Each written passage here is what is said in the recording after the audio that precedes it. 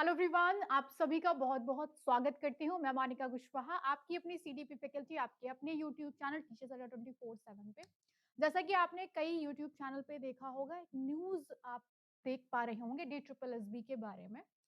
आप सभी को ये चीज़ पता है कि अभी कल ही DSSB ने पीआरटी, टीजीटी इन सभी एग्ज़ाम्स की डेट को अनाउंस किया है। और आज हमारे पास में एक न्यूज़ है कि आपके मंत्री जी, जिनका नाम है आशीष सूद, इन्होंने ये कहा कि DSSB की परीक्षा पिछले कई वर्षों में हुई नहीं है। जैसा कि आप सभी को पता है कि 2022 में लास्ट एग्जाम हुआ था और अब आपका जो एग्जाम होगा 25 में नोटिफिकेशन, 26 में एग्जाम, तो काफी टाइम हो गया।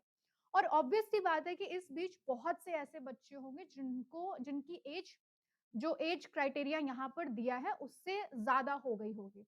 यहाँ पर पिछली बार की अगर हम बात करें तो एज में हमें रिलैक्सेशन मिलता था 10 ईयर का, या टीजीटी में अगर हम वुमेन रिलैक्सेशन की बात करें तो हमें रिलैक्सेशन मिलता था। लेकिन यहाँ पर इस बार क्या किया, 30 साल इन्होंने कर दिया कि भाई 30 साल वाले जो बच्चे हैं वो फॉर्म फिल कर पाएंगे।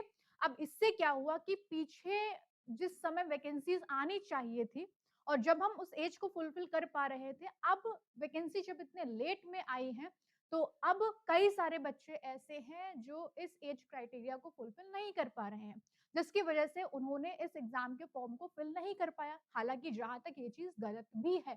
ओके, तो यहाँ पर ये बात है कि एजुकेशन मिनिस्टर आशीष सूद ने ये ऑर्डर किया है कि भाई जो आपने टीजीटी एंड पीजीटी पीआरटी के जो डेट आपने अनाउंस करी है उनको फिलहाल के लिए स्थगित किया जाए और बच्चों की एज रिलैक्सेशन के बारे में सोचा जाए, उनको भी यहाँ पर मौका दिया जाए। ओके, तो कंसीडर किया जाए एज रिलैक्सेशन को, क्योंकि बहुत ही लंबे समय से कोई भी वैकेंसी नहीं आई और अब जब वैकेंसी आई है तो काफी बच्चे सिर्फ और सिर्फ एज की वजह से बाहर हो गए, है ना। तो यहाँ पर ये बोला कि हम भी चाहते हैं कि वर्षों से जो सीटें खाली पड़ी हैं उन्हें भरा जाए और बच्चों को गुणवत्तापूर्ण शिक्षा मिले। तो यहाँ पर ये बात चल रही है कि एज रिलैक्सेशन दिया जाए बच्चों को और साथ ही साथ एग्जाम की जो नई डेट्स हैं उनको अनाउंस किया जाए।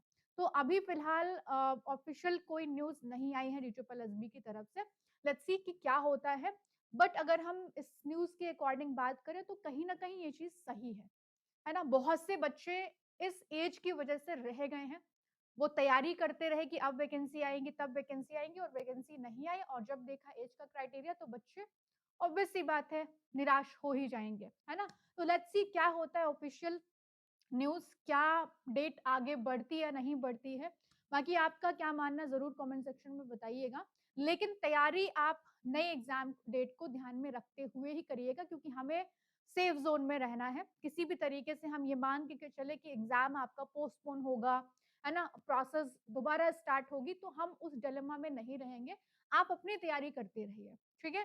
तो देखते हैं क्या रहता है। और बाकी अपने एग्जाम्स की और अपडेट्स के लिए आप लोग चैनल के साथ में बने रहिए।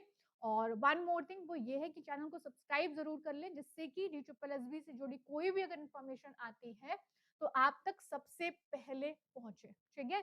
तो अभी फिलहाल इन्होंने बोला है कि इन एग्जाम डेट को होल्ड किया जाए, एज रिलैक्सेशन दिया जाए और उसके बाद में आप एग्जाम की नई शेड्यूल को जारी करें, ठीक है। तो ये इन्फॉर्मेशन थी आप लोगों के लिए। बाकी कुछ हद तक क्या ये सही है, जहां पर हम हर एक बच्चे को इंक्लूड कर पाएंगे और सभी बच्चों को मौका मिलेगा, ठीक है।